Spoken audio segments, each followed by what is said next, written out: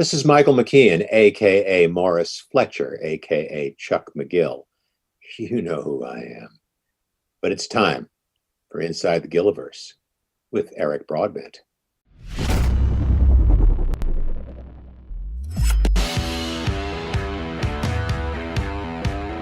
You're watching Inside the Gilliverse, talking all things Breaking Bad, El Camino, and Better Call Saul. Brought to you by the Royal Baubles Collection at bobbleheads.com. For all your favorite characters from the Gilliverse, shop the Royal Baubles Collection at bobbleheads.com. Also brought to you by Rode Microphones, the official microphone supplier of Inside the Gilliverse. See their entire lineup today at Rode.com. Now please welcome your host, Eric Broadbent.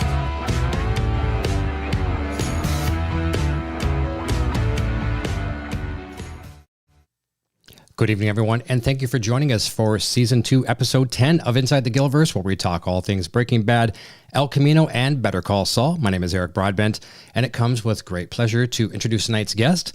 You know her as Mouse from Season 5 of Better Call Saul, the lovely and talented Miss Adrienne Lovette. Adrienne, how are you?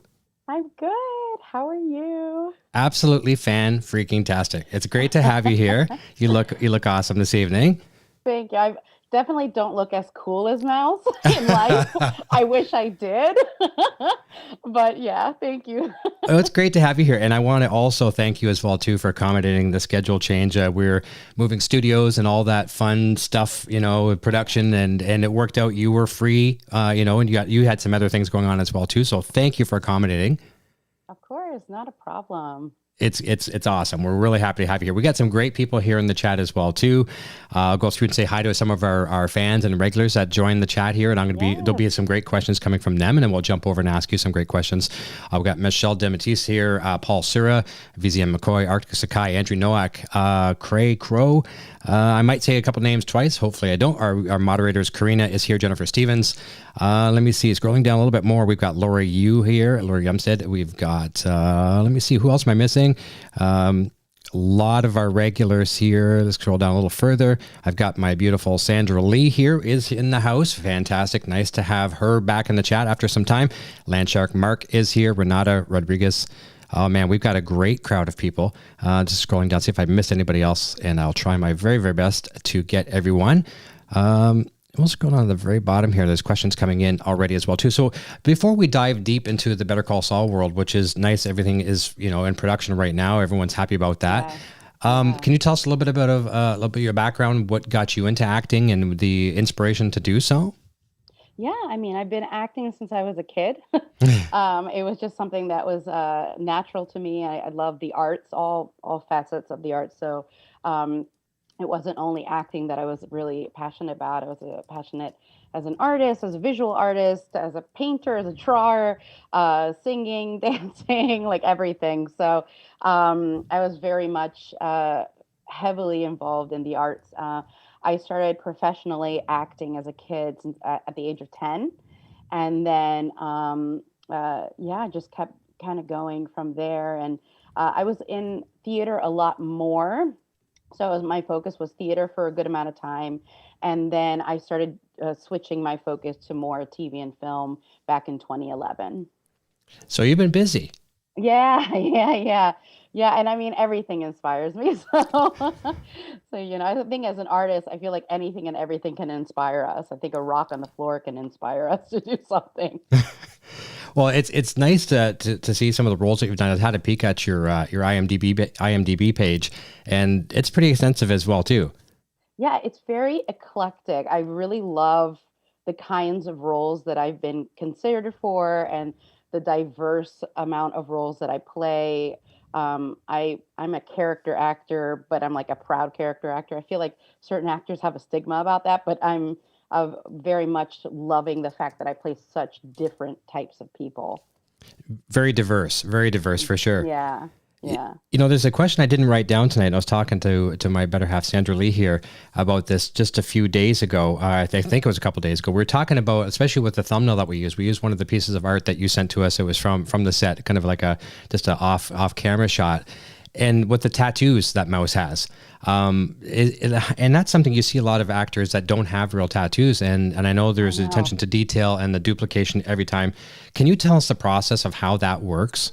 Oh yeah. So I mean, the tattoos that was a really fun experience. I had, and you can see it a bit in the show, but I had a lot of tattoos. So I don't have any on my body, like none. Yeah. But I had a whole sleeve that were individual pieces, and at the same time, Ashlyn, who is one of the beautiful makeup artists, it was a group actually of people who were applying this. So every time I did hair and makeup was about 3 to 4 hours each time, and all the tattoo pieces were applied. Some of them were hand painted. The ones there was one specifically on my neck of Mouse, and it says like literally Mouse, and then the drawing of Mouse. And that one was some of the tattoos were specially designed for Mouse, or most of them actually. And the one that said Mouse, that was Ashlyn's cousin, if I'm remembering right, who is a tattoo artist and designed that, or an artist in general that designed that tattoo for Mouse. But yeah, I thought, I don't know, it was a lot of fun. And just being with them and having them apply it and transforming the way I look every day just really brought the character to life for me. It's such a cool process because like I didn't know how they did that. Like I could have asked Tom Schnauz. I'm surprised I never did ask Tom, because I'm sure there's some other characters too that have artificial tattoos, but have to keep them consistent as well too. It's a combination. I mean, they do use like regular, like what you would buy, I don't know, at any kind of store where you get fake tattoos. Yeah, like the kids' tattoos kind of thing. Yeah, exactly. So it's the same kind of application. And then they had the one where it's like a tattoo pen. Okay. Where they actually like drew stuff on. And then after they did that, they would like powder it up and put makeup over it and like spray it and all this kind of stuff so that it would stay as long as it could throughout the day. But they did get removed every night. So every night I would be in the trailer, and all of them were like swarming around me, washing my hair, rubbing the tattoos off. And I always joke that I felt like I was Eddie Murphy in Coming to America. Okay. When he's like getting bathed. Because they were just a team of people just rubbing this tattoos all Oh, geez. So yeah, but it was, I honestly, it's such a fantastic team of people that work for Better Call Saul, and a lot of the same crew from Breaking Bad who work for Better Call Saul. So yeah, I mean, it was really, really fun. A great family, right? Yes, very much so. They made me feel like I was a part of that family for the longest time. Like it was just very welcoming. It was one of the best sets I've ever worked on. And I got really close to a lot of the crew members because since I myself am a filmmaker and a director as well in the indie level, working my way up. Yeah. But I had asked them if I could shadow on my days off, and they were amazing. And Melissa allowed me to shadow, and Peter allowed me to shadow, and Vince allowed me to shadow. So on my days off, I would be on set just hanging out with the crew, watching everybody work, not being a nuisance, but asking questions. And they were really great. They let me like sit with the director and the producers and just watch everything and be a part of the rehearsals. And so I got to see a lot of the behind the scenes stuff that the first and second episode of season 5 had, and, not being in those scenes, but getting to be with with Bob and, sure. and with Ray and with, like all the lead actors of the show. So that was an amazing experience to be a part of. That would be good. That'd be really good for you as well, to just kind of kick back and see how everyone works, with the team, both on camera and off camera, just getting the vibe of your co-actors and your colleagues. And, we just to wrap up the topic of the tattoo, seems like you've had so much experience with all these tattoos on and off again. It's maybe giving you some time to think. If you had to get one tattoo, what do you think you would get? I don't know. It's so funny. My sister and she is covered in tattoos. So my sister thought it was awesome and hilarious that I was so heavily tattooed because I'm very opposite about tattoos than she is. She's a lot braver and she can handle pain a lot better than I can. Yeah. So I don't know. I think I probably do something simple like or meaningful, like my mom's signature, or something that I would be dear to my heart, and yeah, because other than that, I don't think I'm gonna get a tattoo anytime soon. I'm the same way. Like, I'm a retired, so to speak, musician, a touring musician, and you'd think I'd be covered from head to toe. I don't have any piercings. I don't have a tattoo, and I'm like, what do I get? Am I going to get like a mom or whatever, right? Yeah, it's hard, and I think because also I change my mind a lot. Yeah. And so I know I'll get something and then be like, oh, I'm over this, Yeah, I know. And it's just my personality. So I don't know. Maybe I don't think I'm the right personality for them, but if I did, it would be definitely a meaningful. Yeah. Meaningful tattoo. Maybe talk to the team and just say, okay, I think I'm going with this. Get them to do one of those temporary ones and wear it for a week and, see if you like it. Then you can always erase it if it's not the one for you. Right. Yeah. Yeah, exactly. Yeah. You got a bit of an insight that we don't have. We get something and we have to get it lasered off. Anyways, we're going to jump over some questions that are coming in now from the chat. We have from VZ McCoy. Adrienne, how temporary is it? Oh, okay. Well, on tattoo, how temporary is a temporary tattoo? So you kind of talked about that. You've already covered that aspect. Yeah. I'm sure they would have lasted, a few days, but they did remove them because, it was one of those things like I didn't want to be too careful with my arm because then it wouldn't look natural if I was like, I had my arm out all the time, Yeah. And so my arm would kind of rub against my clothing or, just doing normal things, putting my arm on an armrest, on the chair or whatever. And eventually it starts getting sticky. Oh yeah. And because it was so many of them, the more you like cluster them, it just felt really sticky. So after a while, yeah, I don't think you could bear it any longer. Yeah. Than the day. It's got to go. It's got to go. Yeah, exactly. Here's a question from Andrea. Andrea is one of our good friends from over in Germany. She says, can you tell us about your experience on Better Call Saul and how did you like playing the character of Mouse? Yeah, I mean, like I said, my experience was fantastic because everyone was so kind and and so loving and so just welcoming. I really did feel like I was a part of the family for the longest time, and it was a big deal for me because like everyone else, I was always a Breaking Bad, Better Call Saul fan. So when Breaking Bad first came out, I felt there wasn't a show like it that had such a the type of casting and the type of actors that they were casting were not the stereotypical kinds of models you always see in TV and film, which I don't consider myself one. So for me to see people that were all different shapes and sizes, that was a big deal. And when I watched the show, I was kind of like, oh man, I would love to be on the show. Just because it seems like they're so open to different types of people, and there really wasn't a show that with that kind of look in regards to actors.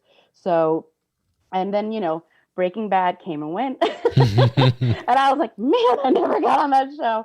And then Better Call Saul came, and I was like, oh, maybe, and you kind of like have this sense of hope that maybe one of the shows that you really love, you'll get on eventually someday in your life. And I feel like I got extremely lucky that they were looking at people in New York. I think they mostly look at people in LA or in Albuquerque. Albuquerque, yeah. And so, a mix between New Mexico and California is where they usually gravitate towards. So this was the first time my manager was like, they have audition, and he's a big fan too. Good. So he was like, they're out looking for people in New York. And I was like, oh, is there a part for me? And so he submitted me, and it happened really fast. He had submitted me. I think I had to give them the tape maybe that same day. And at the time I was working, and I had a friend of mine who is not an actor read the other lines and just kind of tape it really fast and sent it out. And then I heard within like a matter of a week that I had gotten it. So, and usually you get callbacks, but it helped that I had a lot of, footage and my reels and the history of the shows that I had done previously, I think they kind of felt that that was enough to be like, okay, she's good, you know? So, and yeah, I mean, it was, again, very quick. And then I ended up there for about 2.5 weeks altogether. Yeah, I mean, what was the second part of the question? It was just how did you like playing the character of Mouse? Oh yeah, I mean, I loved playing Mouse. Well, this is the thing that I didn't realize. So when I was on set the first day when they were doing all the hair and makeup tests and wardrobe tests, which were so fun, they kept telling me, they were like, you know, you're the first female drug dealer, like official in this world. And I was like, really? And I was just like, I guess you're right. I was like, I never even thought of it because there's so many characters. I didn't think that in that world, that part of the world of Breaking Bad or Better Call Saul, I was like, oh my gosh, you're right. So that was exciting because everyone else was super excited about that. Like the cast and crew were, you know, very excited about this kind of female character. And it was fun to kind of develop it with everybody in regards to not only me, but even conversations that I had with Michael, where, you know, because we were acting together and he had ideas, and it was just nice to hear everybody's opinions and thoughts about this character and how excited everyone was. Well, that's cool. I never thought about that until now either. The first female drug dealer. I mean, if you could look back to Skylar White, and you could say she was compliant with Walter's, you know, decision. Like, well, she wasn't at first, but she went along with it after when the money started coming through. And you look at Lydia. Lydia was, you know, assisted in the methylamine and things like that. So she assisted, but she really wasn't there. None of them were handing over product and taking money. Right. Yeah, but I'm really happy for you for that role. And was your family member like much of your family like kind of like you did it, you know, because it's like you landed a role in Star Wars and then it's awesome. You landed a role in the Breaking Bad universe or the Gilliverse. It's awesome. Were the family really proud of you too? Oh yeah, I mean I have a really supportive family and friends. So and a lot of my friends I consider family. So yeah, everyone was super supportive and excited for me, and still is. I mean, it was still such a great experience, and I still rave about it every time I get a chance to talk about it. Because, you know, acting, playing that role, playing that character, being in something that you really love, and then being so accepted, and at the same time getting to shadow these brilliant people who are the best at what they do. You know, like I could not have asked for a better schooling. And the fact that they allowed me to be a part of that was incredible. That's just so cool. Yeah. We talked about your audition process and things of that nature, and I know you worked very closely, obviously, with Michael Mando, and that's one of our favorite guests that have been on the show. The girls just love him. Yeah, I'm sure. Did he ever tell you the audition story? No, I don't retell stories very, very well, but did he ever tell you his audition story? No, we didn't talk about that. What was his audition So he did a story? videotape, and I have to go back and watch the episode when he was on the show. I forget the whole gist of it, but he did a video. Had someone help him. He videoed it and you know sent in the tape. But apparently, like at about his agent or someone contacted him back and said, "Michael, there's no sound. Like there's literally no sound." And he stayed up all night to get this audition done, videotape. And then, so they called a friend back over like 3, 4, 5 o'clock in the morning, and it had to be there like, you know, the crack of dawn to, you know, for the agents, whatever, like probably Sharon Bialy and everybody, and Bialy Thomas. And so last minute, he was able to redo it again, got it in there and was able to start that whole process, but almost blew it by not having the audio recorded. Oh man, that sucks. Can you imagine? That's hard. Yeah, that's hard. It's like, and you don't have control over a lot of those things. Like you send it off hoping that everything is fine, you know? So man, oh man. But hey, I mean, he did it. I know. He got it. Yeah, so. good for him. And he was very kind, very sweet. We hung out a lot, obviously, and talked a lot, and it same. I mean, it sounds funny to say like Michael and Tony, and they're all very sweet people, you know. It's like because they play such badasses in the show, but you know, they're just so kind, and we had a lot of fun together. That's good. Yeah. And it's so funny too. You hear these stories, you look at like Jonathan Banks and, Mike, and comes across as such a hard ass. And he's probably one of the most, nicest people you'd ever meet, and talk to. Oh, Jonathan, I met him too, even though I didn't work with him. Right. I met him because I shadowed and he was very sweet. I hung out with Ray a good amount too on my days off. Nice. Because we were together on set. She pretty much was doing the same thing I was. So we actually got to like have a lot of conversations and kind of learn together in a sense, and Bob it was very kind too. I was hanging out with him during, a lot of the Gene scenes in the beginning, like all the mall stuff. I got to like watch. So it's cool to see it because I know where I was during those scenes. You know what I mean? Like, did you go shopping? Did you go shopping? No. No, but it was very cool. And it was really funny because the first day everybody met me, they had already put me in hair and makeup. So I was already looking like Mouse.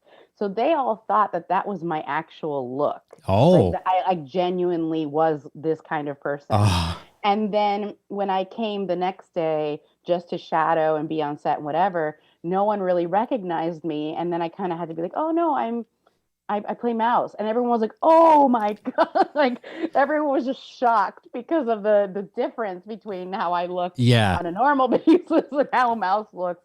So yeah, everyone was very surprised to see it. But I'm again so happy that I got to meet everybody.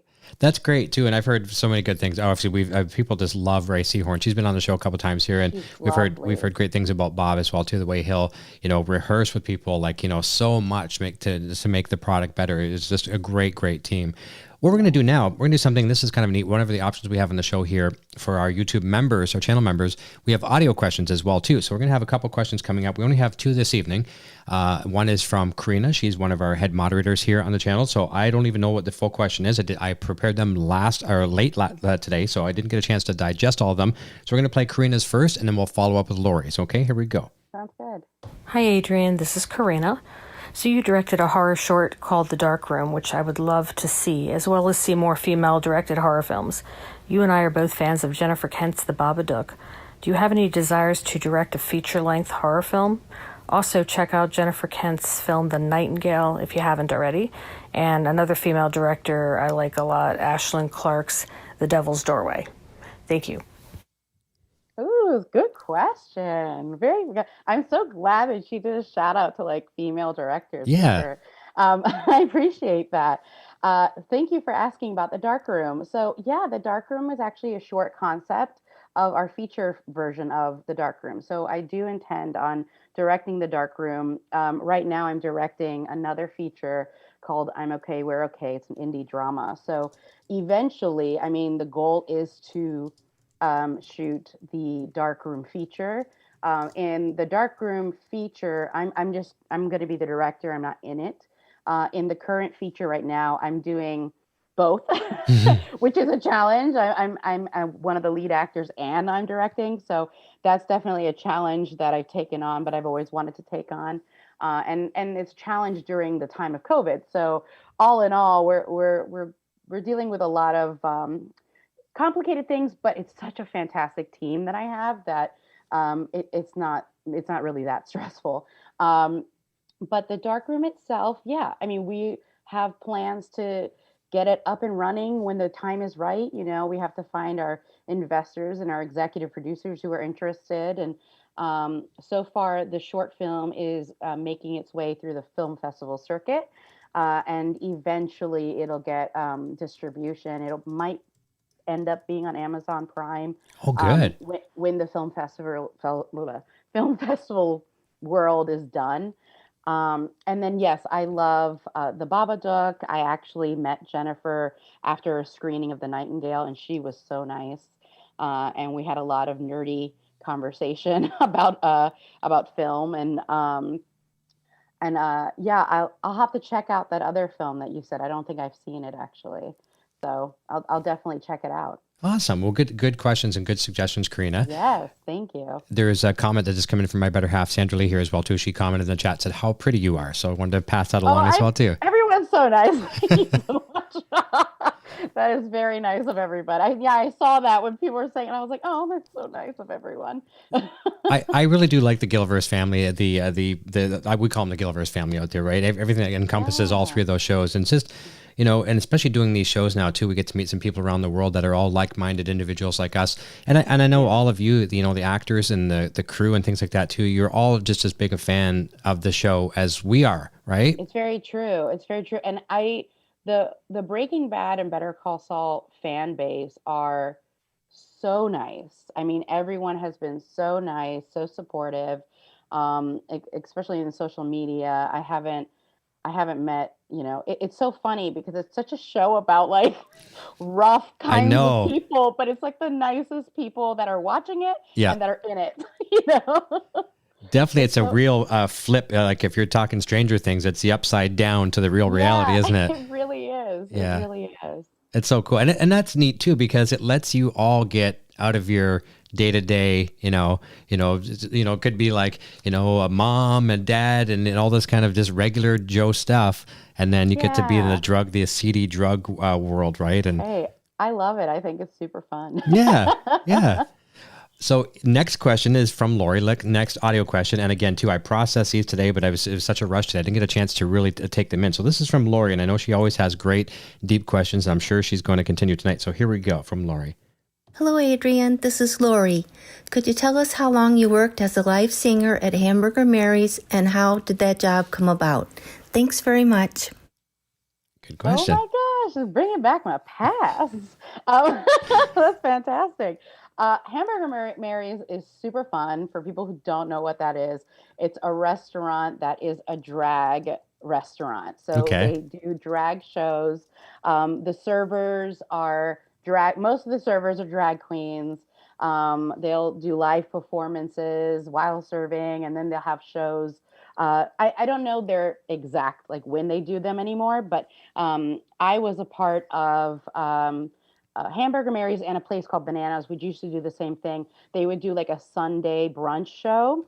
And so I was their live singer performer. And that came, I'm connected to a lot of those people because of theater. Okay. So my theater world connected me to them. And then it was just something that, it was just such a fun, positive community of people. And they, like, again, took me in as family. And the things that they do even now are just it's so beautiful. A lot of what they do and how positive things are. I watched the video of them bringing on a child, to like live or drag sing, I guess, lip sync to a song. And it was just so beautiful to see, like it was, I don't know, they do a lot of great work there. Great.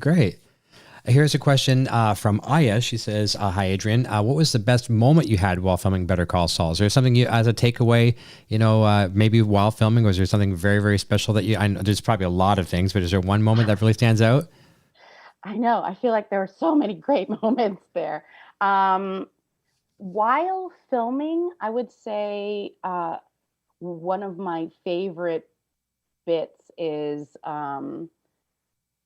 obviously, and I guess it's the one that people tend to bring up the most, was the like the mouse hole, where my head would like peek out, and that was pretty hilarious to even have that as a way of communication to the outside world. Yeah.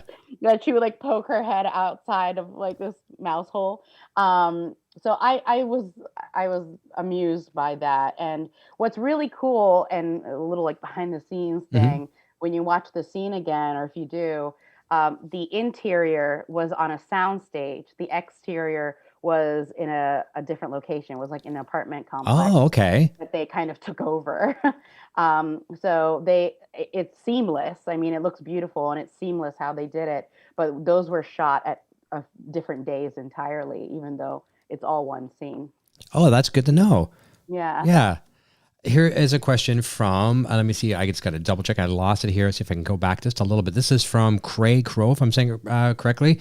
Hi, Adrienne. I loved your character. Will we see more of our beloved mouse in season 6? Fingers crossed on that one. Maybe we don't know, or do we know? Or We don't. I'm just like you guys, honestly. I understand that on a filmmaker side of things, because I'm a director, Hmm. writer, I get it. So it's one of those things where I would love to come back.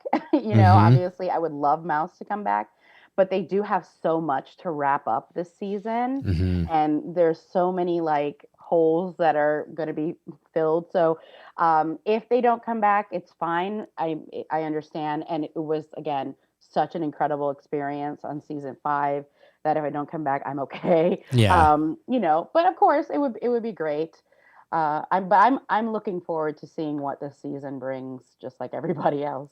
I know, right? Just looking from the outside in, and there are so many arcs to tie up and loose ends and Yeah. characters we know that don't make it, to the other projects, and like what's going to happen to them? Are they going to be killed? Are they going to disappear into the sunset? We don't know, but it's going to be great.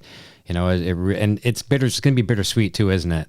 Yeah, it is. It is, right? Because it's like it's been such a journey for everybody, and I think, you know, uh, I don't know if they'll, because I hear like people speculating if they're going to do another spin-off because they have so many great characters, Hmm. right? That you could do that. Hmm. I mean, if they would, I would want to see one with Ray, as long as or Kim, Yeah. Yeah. as Yeah. long as nothing happens to Kim's character. Yeah. I'd be like, oh, wouldn't it be fantastic if they just spin off of her, and her life. So that would be really good. But you never know, and I think eh, I'm assuming they would be ready to kind of try different stories out. I'm sure they're brilliant writers and creators, Vince and Peter, and I feel like they totally have other worlds up their sleeves. And what I personally feel, as much as like I'm a fan, and I'm not like, just because I do a show like this doesn't mean I know it all about these shows. I don't, like, I have my knowledge is very limited of these shows. I mean, I'm a big fan, but there's bigger fans, so I don't really have any inside knowledge. And I talked to Vince, off the air, and he's been on the show twice. He was on just a few weeks back. You knew about that. I told you about that. And Yes, I yes. asked him on the air, I said, like, and some fans asked as well too, like, are there more stories to be told? And he's like, yeah, there's lots of stories to be told.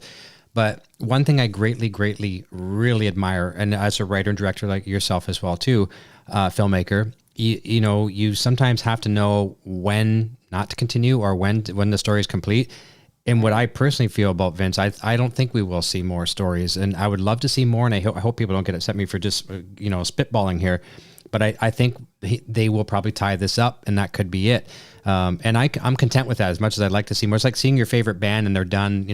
Like, I'm a Van Halen fan. We lost Eddie Van Halen. There'll never be Van Halen again. Right, So right, it's a tough one to swallow, but they gave us so much. So right. who knows, right? Yeah, you never know. Never say never, Yeah. right? It could be 10 years from now. They're like, oh, let's give so and so a show now. Hmm. You just never know. But I understand, as a creator, you get to a point where you're like, you know what? I want to do some new stuff. I have some other things in the works. I know for me, whenever we're done with the film, it's good and bad. I'm already thinking about the next film. So it's just kind of, that it's just the nature of being an artist and a creator, and wanting to tell uh, different kinds of stories, not just one all the time. Yeah. Yeah, that's right.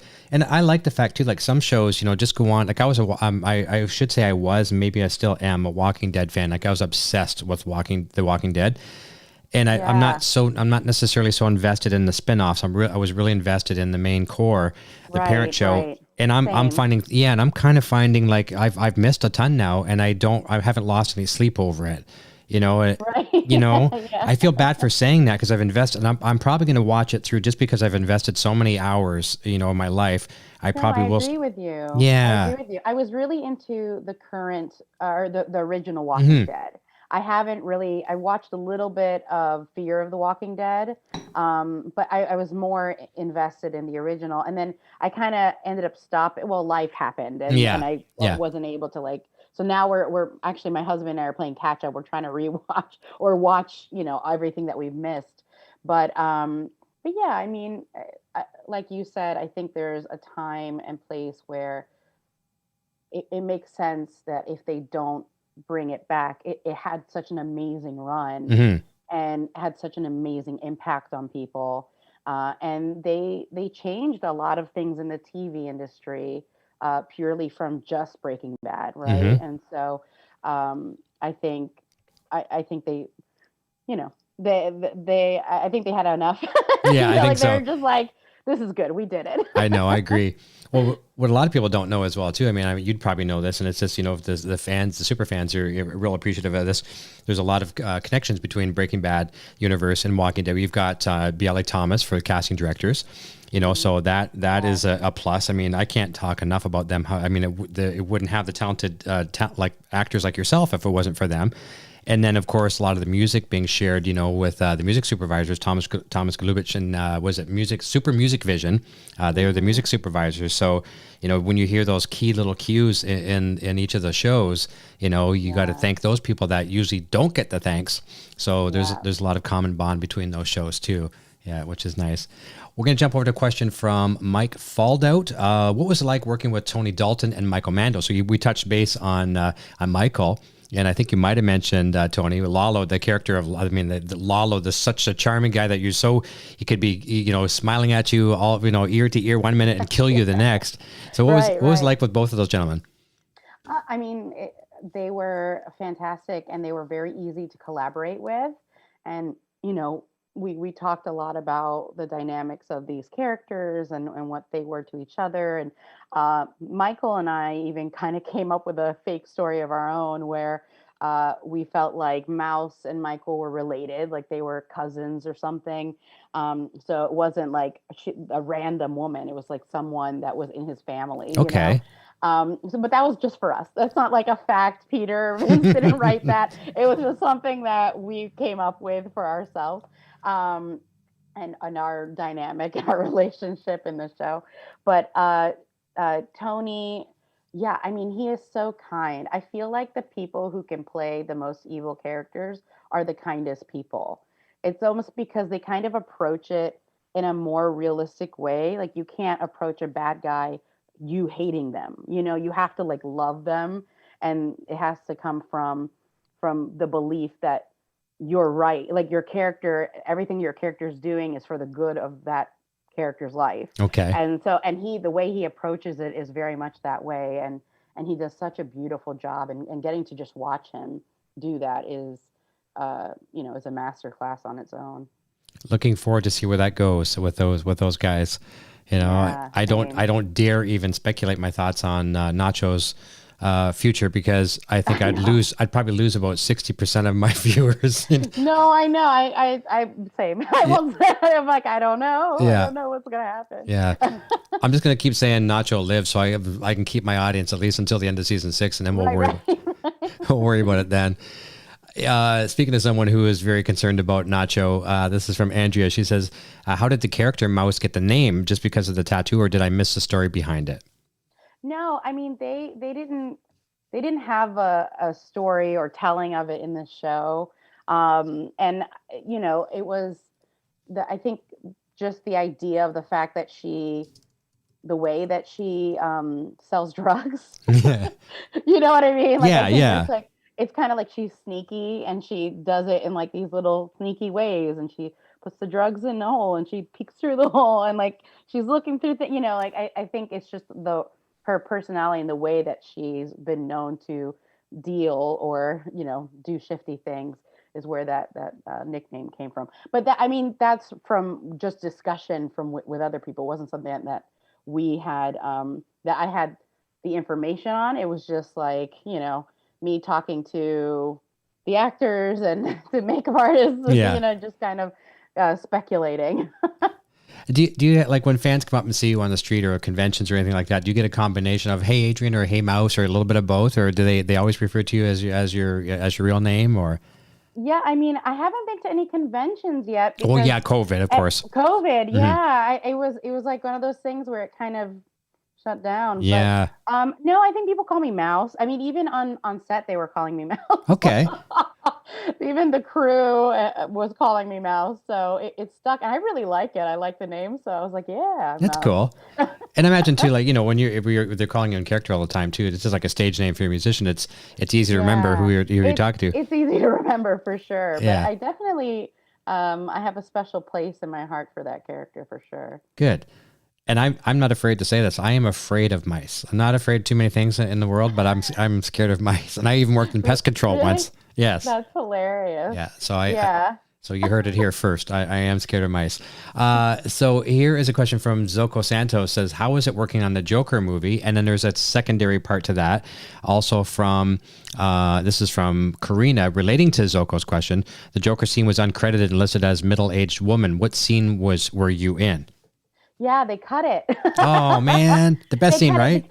It happens. It happens. And I didn't take any offense to it. Again, I understand because I've been in there in the indie level where we're like, we're not going to use this scene anymore. That takes away that character. It sucks, So it happens. But basically, I was in the scene where in the subway where they're going to have that the altercation. He has this. Hopefully, it's not a spoiler, and everyone has seen the movie. He has an altercation on the subway train and shoots these young guys.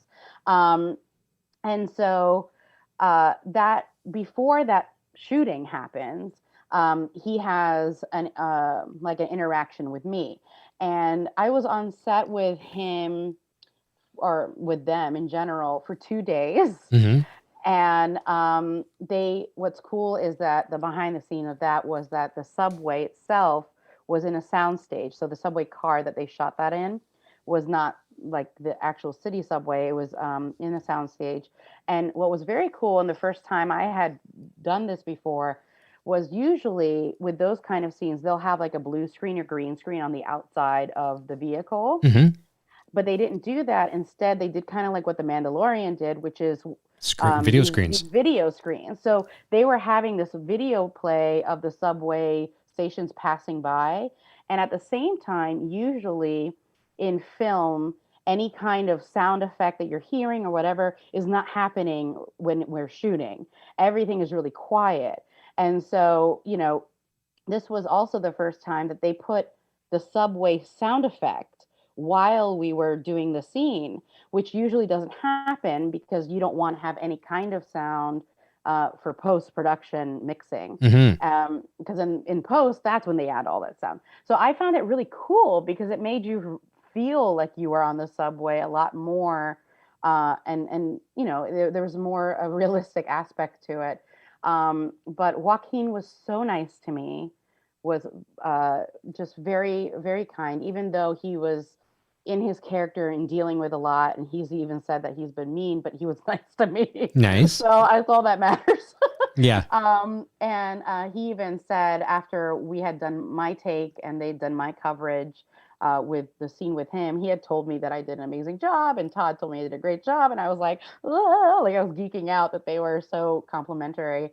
But yeah, I mean, sometimes scenes, if they're not driving the plot forward enough, and then there's a certain pacing that you want to get the movie going with, if they aren't, they cut the scenes. And I understood why they would cut that scene, because it was just one of those things where that scene had to move, and it did, and that was a pivotal part of his story arc. So, but it was again a masterclass for me just to be in the room with them, just to be there for 2 days and absorb everything that was happening was incredible. And it's so nice just alone. I mean, the fact you didn't get on the screen, but the fact that you got these props and accolades from people that I'm greatly admire in the industry. I mean, that's cool in itself. I mean, and it's also rewarding too for all those years and years and years, busting your chops to get even the smallest of roles to climb and climb and climb. So that's nice. And Maya Cinderly is saying something along the lines of what she says she would love to meet him. Joaquin for sure. He's great. He really is. You either love him or you don't. But yeah, exactly. But he's a fantastic actor. Agreed. Here is a question from Renata. She says, any internal information you could share about your experience working on FosseVerdin? If I'm pronouncing that right. Yeah. I don't know that myself. And she says, I loved that limited series. Yeah, FosseVerdin was an FX show, and it's about Bob Fosse and Gwen Verdon.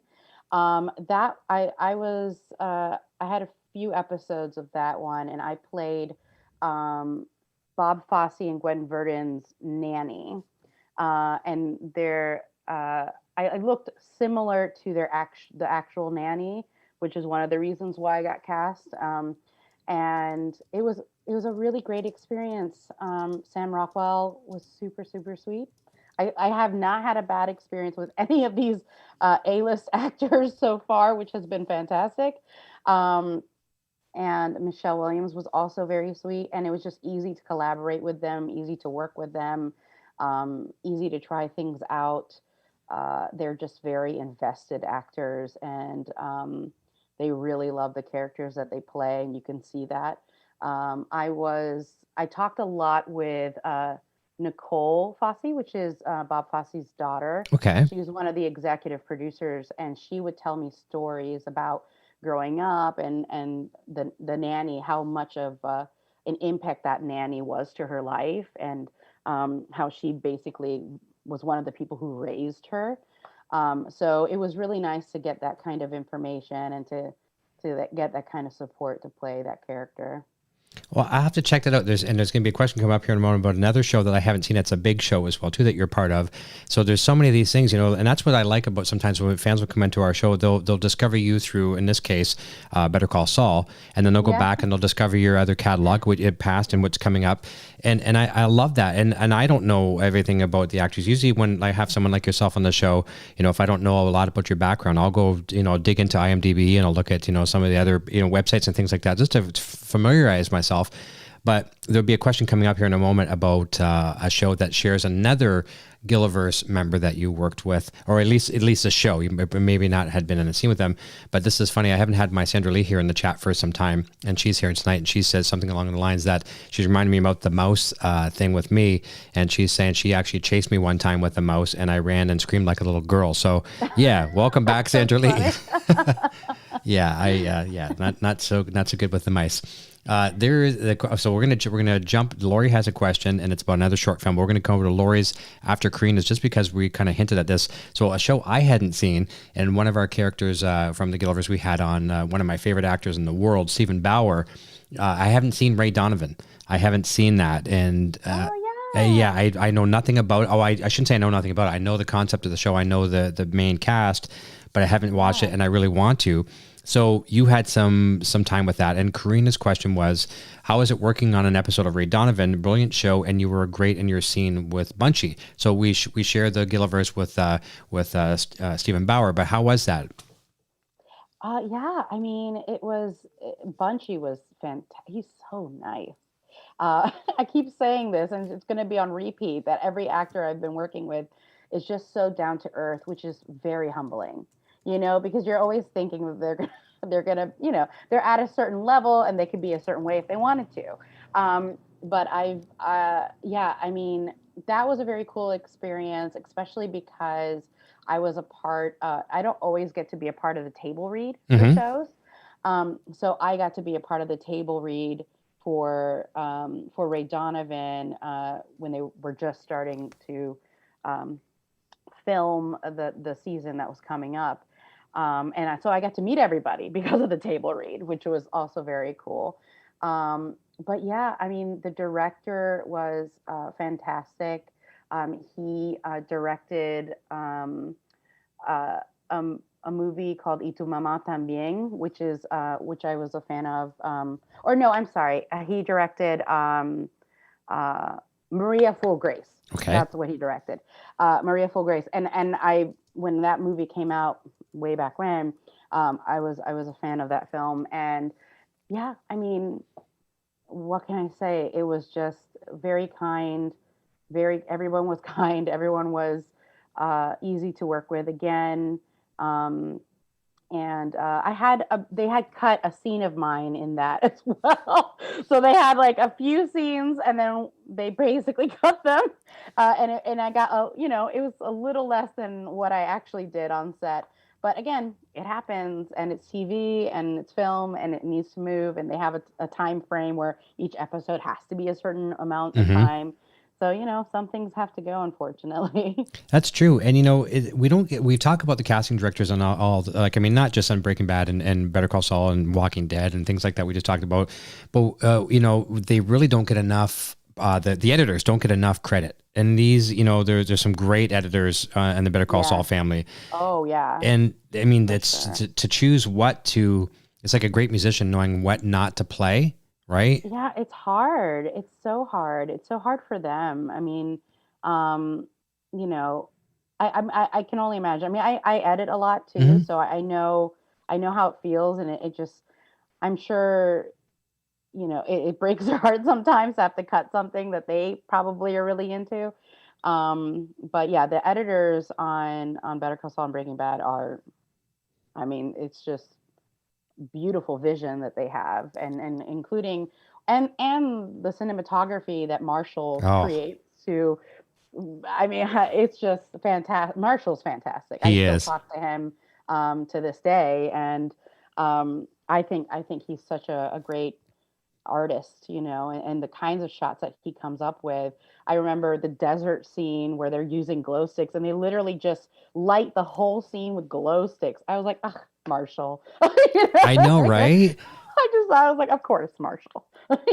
He was on the show a while back too, early in season 1 of the Gilliverse here, and he was telling us some little tricks too. And I mean, we're just geeking out. I mean, I'm just like this ear to ear, like, and I'm making notes off camera what he was doing, and they were using like what they called light bright. I'm not sure if you got to witness any of those type of things, but they would take foam core, it'd be black foam core, and they'd be poking little holes with different little pieces of lights, the twinkle lights, to simulate like the glow over the city, over the desert and stuff like that, right? And then to make it even more realistic, they got these little like kind of heat canisters. They'd be like a wick in them, and they'd burn like a candle, but they'd be heat, and they would be underneath the foam core, so the heat would cause a heat ripple of the fake lights, and it would look like twinkling in the distance, right? That's so crazy. Just crazy, yeah. The stuff that they come up with, it's just again a masterclass. Honestly, it is.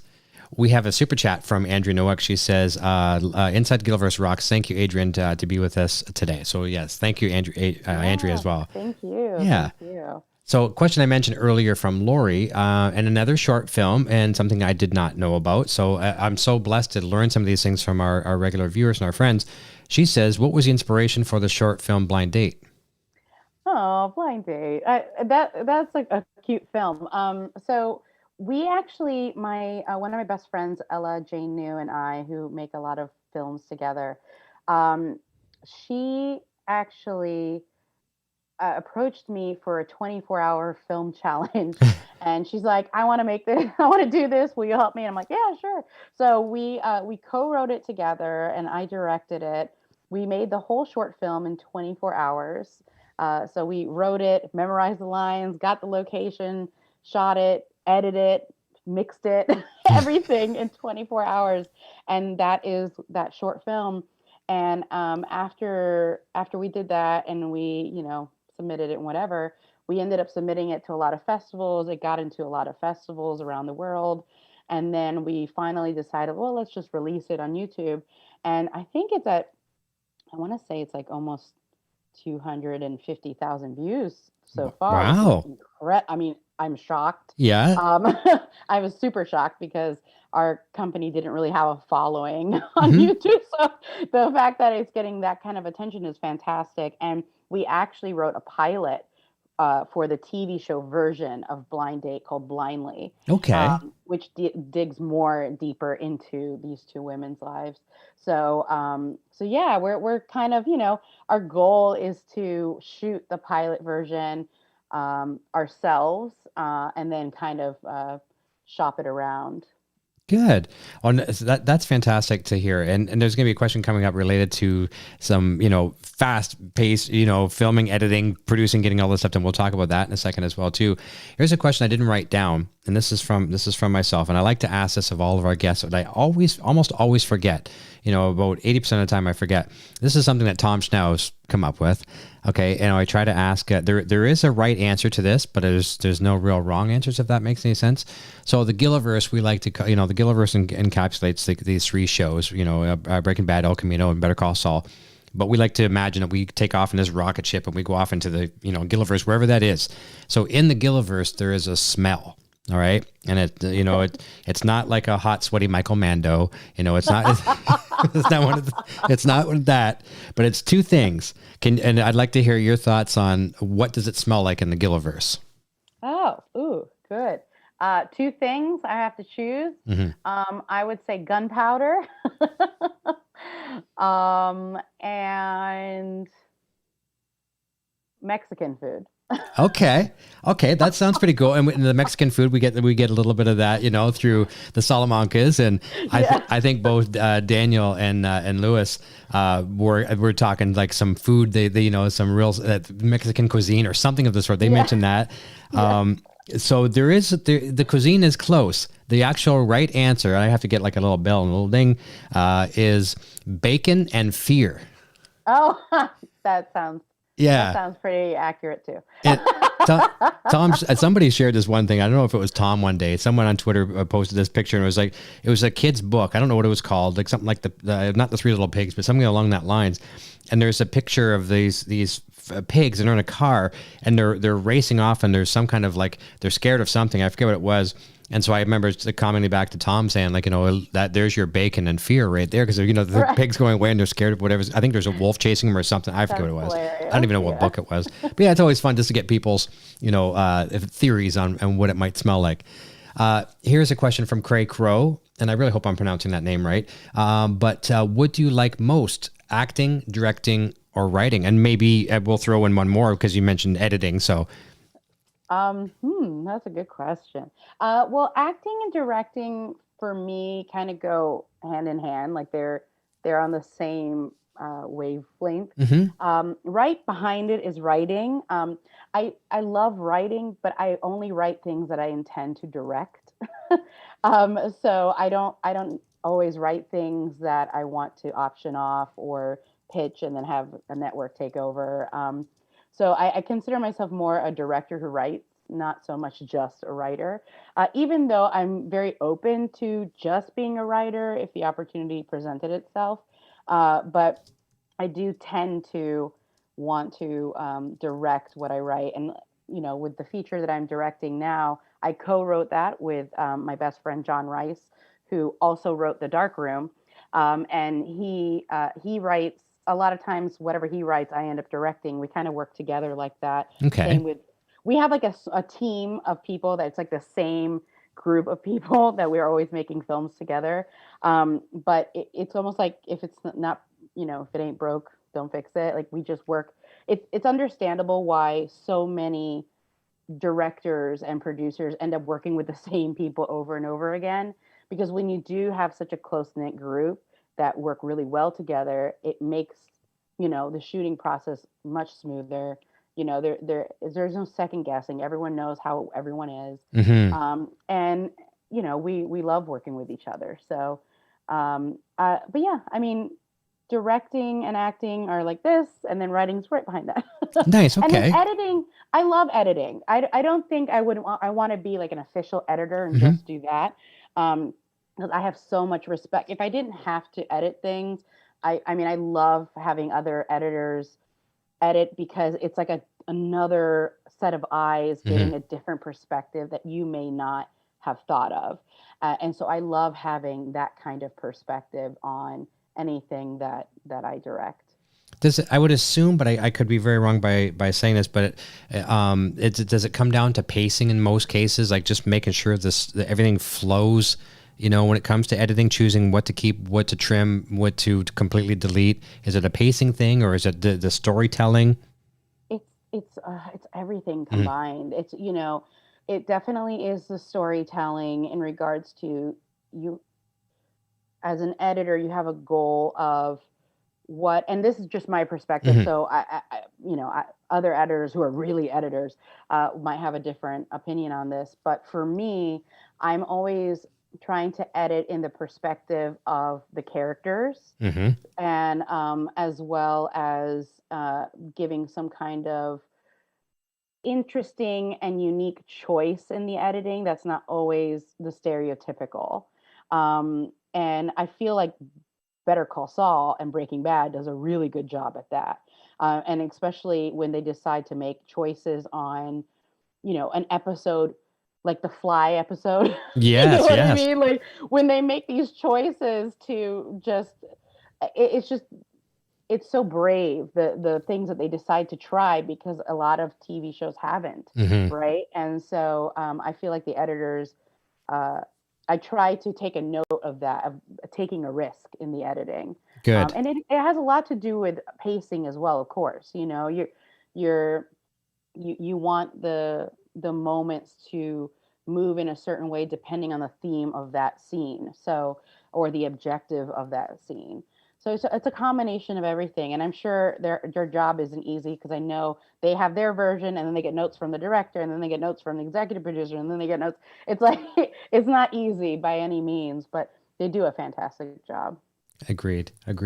Before we wrap up here, are there any things that you can share with us project-wise that are coming up, or some things maybe you anything you can share with us that you have coming down the pipeline?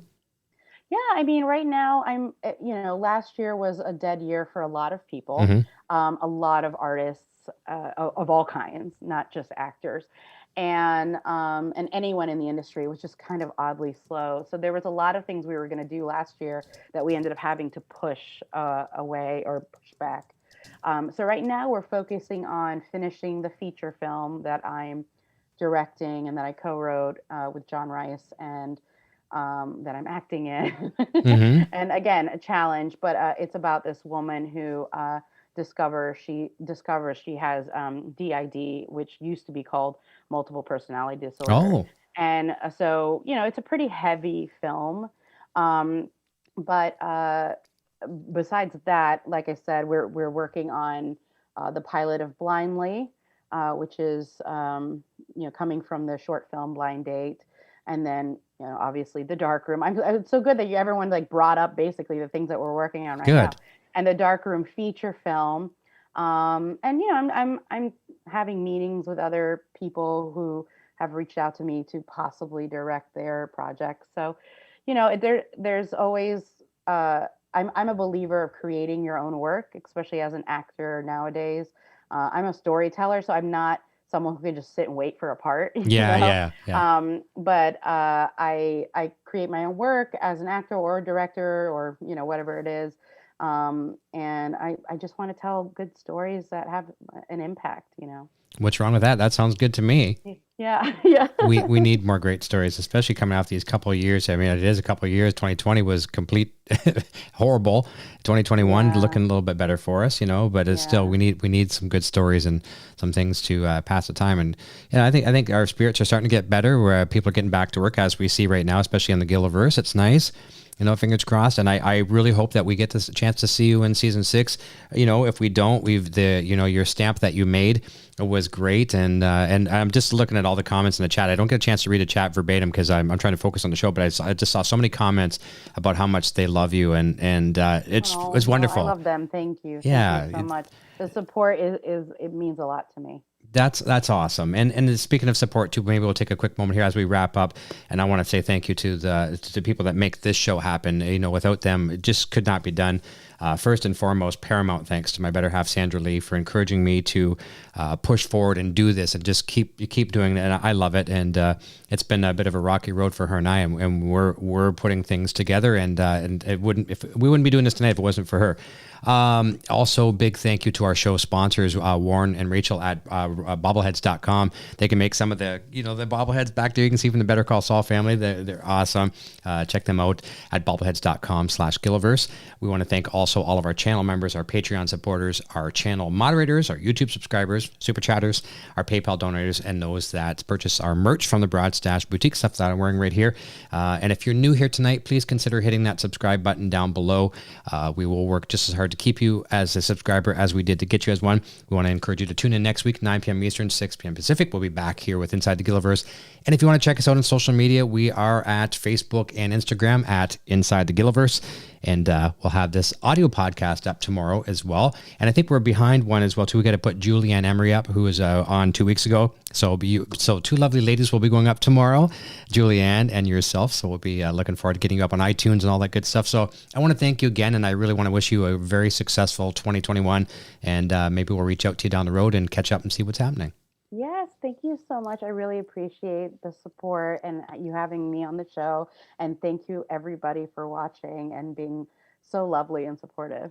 Awesome. Well, listen, don't go away. I'm going to say goodbye to you off the air. We'll say goodbye to you there. And everyone, have a safe weekend. Have a fun weekend. And, we'll look forward to seeing you next weekend. Keep smiling. We'll see you right here, same time next week, and on Inside the Gilliverse. Until next time, cheers.